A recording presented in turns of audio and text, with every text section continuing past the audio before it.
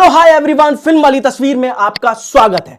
तो दोस्तों, मैं देखकर आ रहा हूं केसरी 2 और भैया क्या फिल्म है, जबरदस्त फिल्म है। ये जिस दिन पर फिल्म बनी है ना, सीरियसली उस दिन ने ना, जिस दिन ये घटना घटी थी, मुझे लगता है कि पूरी दुनिया ना सिर्फ रोने के अलावा कुछ नहीं कर रही होगी। भारत में तो मुझे नहीं लगता किसी के घर में चूल्हा जला होगा या किसी के घर में ना खुशी से कोई भी माहौल बनाया गया होगा, किसी ने भी अपने घर में कोई स्माइल, कोई मुस्कुराहट देखी होगी। मुझे लगता है कि वो दिन जो है ना, इस देश का सबसे काला दिन था, जिस दिन एक ऐसे मतलब इंसान ने, जो कि रूडी, जो कि कह सकते हैं ना जानवर की तरह था, उस इंसान ने बिना सोचे समझे छोटे बच्चे, बड़े, बूढ़े, औरत, कोई भी हो, उन सब पर गोलियां बरसा दी थी और वो बेचारे कुछ नहीं कर पाए थे। सिवाय उनको क्या मिला नसीब में, सिवाय मौत के। तो हम तो कहेंगे भैया वो सब शहीद हुए, वो सारे लोग जो हैं वो जन्नत के अंदर, स्वर्ग के अंदर जो है वो खुशियां मना रहे होंगे, क्योंकि आज देश आजाद हो चुका है। अब देश, हम आजादी की जिंदगी में बिता रहे हैं। मगर वो दिन सोचिए जब ये अंग्रेज रूल कर रहे थे, तो सोचिए क्या हाल हुआ होगा जलियांवाला बाग वाले दिन। तो खैर बहरहाल ये फिल्म बनी है जलियांवाला बाग के कुछ दिन बाद की कहानी है, कुछ टाइम के बाद की कहानी है, जब केस डाला गया था उस आदमी के खिलाफ जो कि जानवर किस्म का था, यानी कि अंग्रेजों का एक भेजा हुआ जानवर, जो कि इंसान की शक्ल में, यानी कि इंसान की खाल में आया था, और वो था जनरल डायर। और उसको टक्कर देने के लिए उन्हीं की एक टीम में से निकल के आता है भारत का शेर, यानी कि भैया शंकरन नायर, जिनका नाम है, वो लॉयर जिन्होंने जनरल डायर को घुटनों पे टिका दिया था।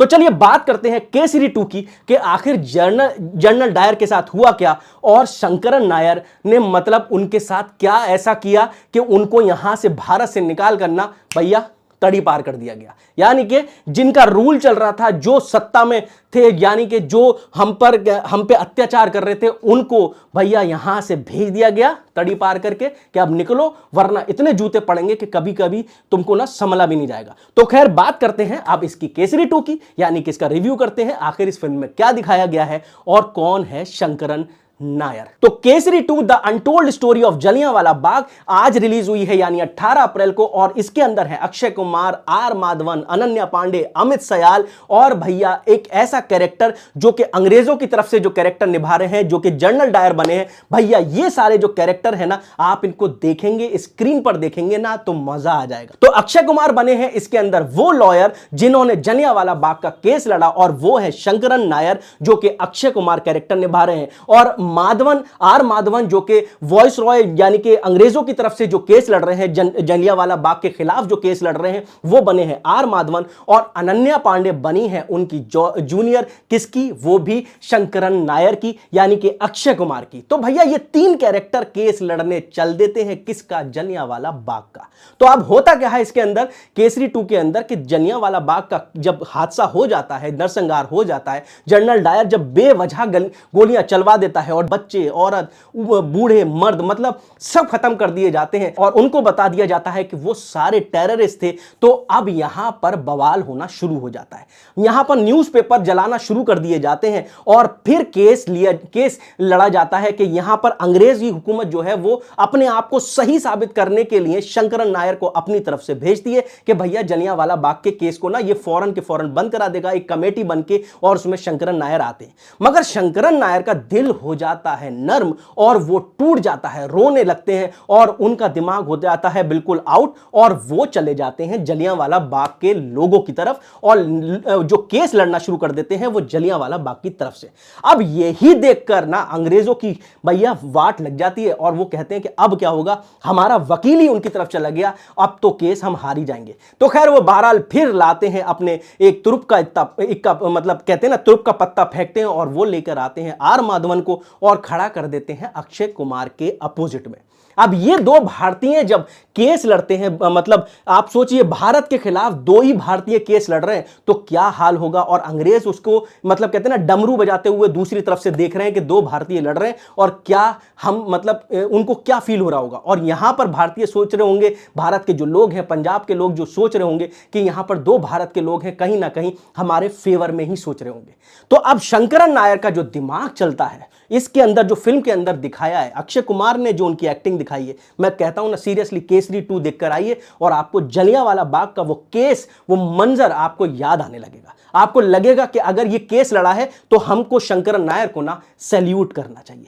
तो अब यहां पर मैं कुछ इसके आगे नहीं बताऊंगा, आप प्लीज जाके थिएटर के अंदर देखिए केसरी 2। वाकई में काबिल तारीफ है। जिस इंसान के ऊपर ये फिल्म बनी है उस इंसान ने सब कुछ त्याग दिया था, क्योंकि अंग्रेजों ने उसको सब कुछ दे रखा था। वॉइस रॉय का मतलब वकील बना रखा था। सोचिए बैरिस्टर आदमी जिसको सब कुछ मिला हो और वो सब कुछ छोड़कर अगर आ गया हो तो सोचिए कैसा इंसान होगा वो। मतलब उसको तो वाकई में सैल्यूट करने का दिल कर रहा था। जब मैं थिएटर में फिल्म देख रहा था ना, सब लोग साइलेंट थे और बाद में लास्ट में ना धीमी धीमी तालियां बजा रहे थे, जो दिल के अंदर बहुत ज्यादा थी, क्योंकि हाथ इमोशनल हो चुके थे, आंखें इमोशनल हो चुकी थी और वो तालियां बजा रहे थे। और वो एक ऐसी मतलब हल्की हल्की वॉइस में बात करते हुए जा रहे थे, यार क्या हुआ होगा उस दिन, मतलब कैसा फील कर रहे होंगे शंकरन नायर।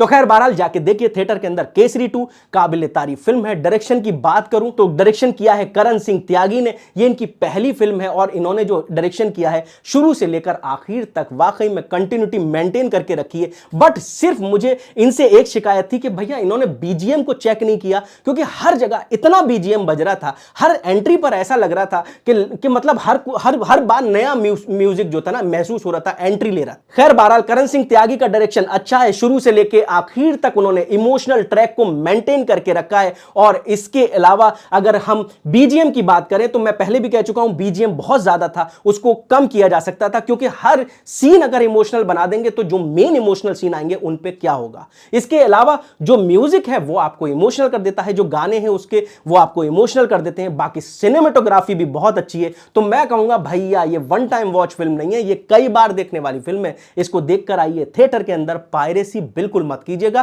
क्योंकि ये वाकई में एक ऐसे इंसान की फिल्म है जिसको हमें देखना चाहिए। तो जाके देखिए केसरी 2 थिएटर के अंदर। पायरेसी बिल्कुल मत कीजिएगा, प्लीज पायरेसी मत कीजिएगा। और जाते जाते मेरे चैनल को क्या कर दीजिएगा, लाइक शेयर सब्सक्राइब जरूर कर दीजिएगा, ताकि मैं आप तक आसानी से पहुंच सकूं। और अगर यह वीडियो आप फेसबुक पर देख रहे हैं तो आप फॉलो करके जरूर जाइएगा, जिसके लिए आपको धन्यवाद।